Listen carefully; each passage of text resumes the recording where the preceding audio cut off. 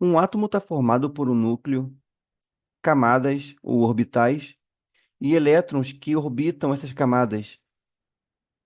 A última camada de um átomo é chamada de camada de valência e seus elétrons são chamados de elétrons de valência. Temos também uma camada exterior, que é chamada de camada de condução. E o espaço que está entre a camada de valência e a camada de condução é chamada de zona proibida. Em materiais condutores, essa zona proibida é bem pequenininha. Em materiais isolantes, é bastante grande. E temos um terceiro tipo de material em que essa zona proibida não é tão pequena, mas também não é tão grande. Esses materiais são os semicondutores. Se a gente for graficar isso, a gente vai ver que os materiais condutores, como não temos quase zona proibida, não se requer de muita energia para passar um elétron da camada de valência para sua camada de condução. Já no material semicondutor, precisamos injetar um pouco de energia para que o elétron possa dar esse salto e possa superar a zona proibida. Em materiais isolantes, precisamos injetar muito mais energia para que isso possa ocorrer.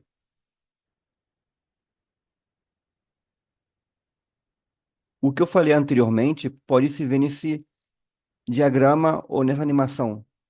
Injetando pouquinha energia num elétron de um material condutor, ele rapidamente pulará da camada de valência para a camada de condução. No material semicondutor, precisamos injetar um pouquinho mais de energia e assim ele fará o salto. Já no material isolante, requeremos de muito mais energia.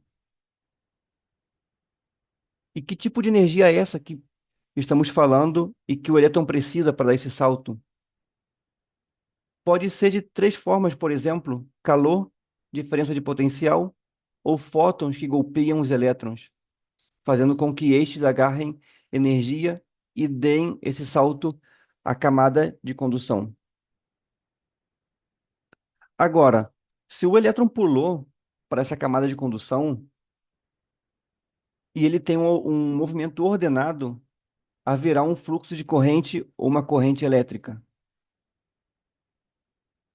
Agora, se esse elétron pulou da camada de valência à camada de condução, mas seu movimento é aleatório e não ordenado, não vai haver corrente elétrica.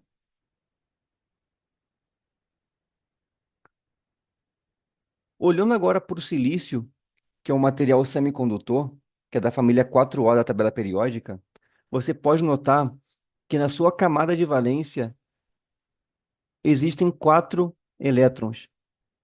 Para que um material seja estável, um átomo seja estável, ele precisa ter oito elétrons na sua camada de valência. Como você pode ver, o silício só tem quatro.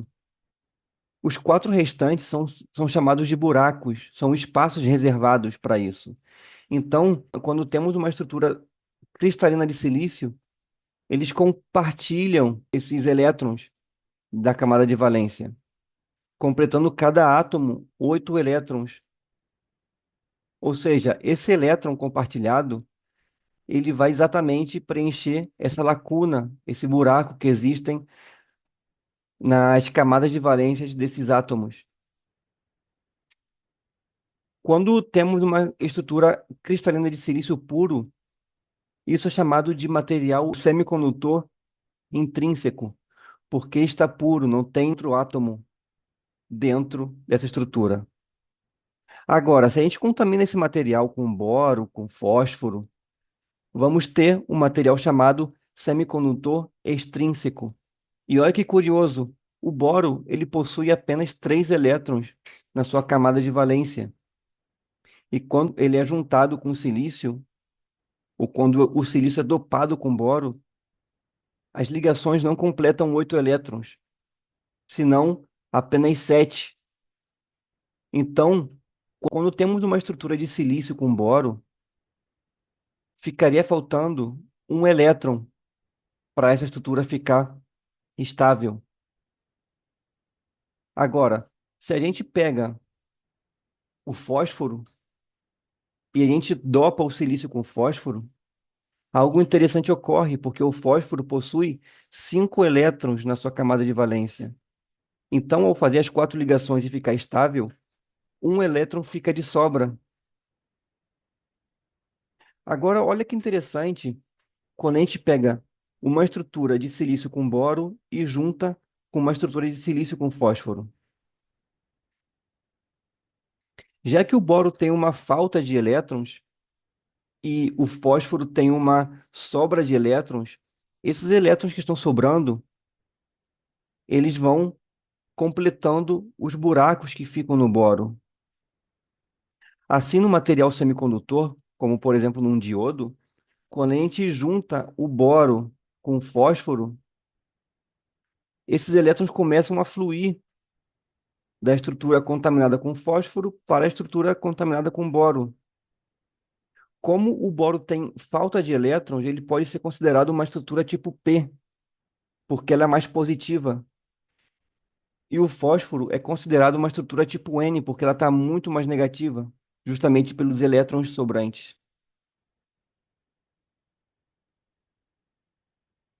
Então, quando a gente junta esse tipo P, que é a estrutura contaminada com boro, com uma estrutura tipo N, que é contaminada com fósforo, esses elétrons começam a se unir na fronteira, mas chega um ponto em que eles param, em que os elétrons do tipo N não conseguem cruzar para se unirem com os buracos do tipo P.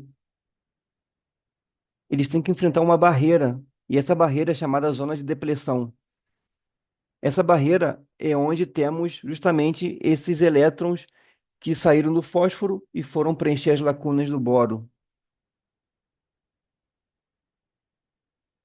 Então, se a gente pega essa estrutura e coloca num circuito elétrico, vamos supor que a gente coloca uma bateria com o lado positivo indo ao tipo P e o lado negativo da pilha indo ao tipo N. Você pode ver que o lado positivo, ele é mais positivo e vai justamente ao tipo P, que também é mais positivo.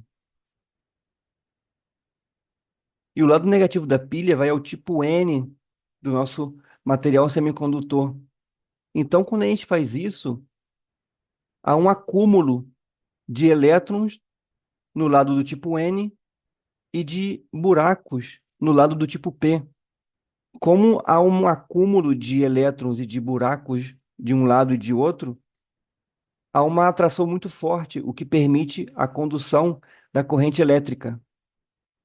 Então, a corrente consegue fluir do lado negativo ao lado positivo. Agora, vamos supor que a gente pegue essa pilha e inverta a polaridade. O lado negativo vai ao tipo P e o lado positivo vai ao tipo N. Você pode ver que no lado do tipo P temos elétrons que vão querer preencher os buracos do tipo P. E no tipo N temos elétrons que querem encher os espaços ou os buracos do lado positivo da pilha. Então vamos ter uma zona um pouco maior de depressão.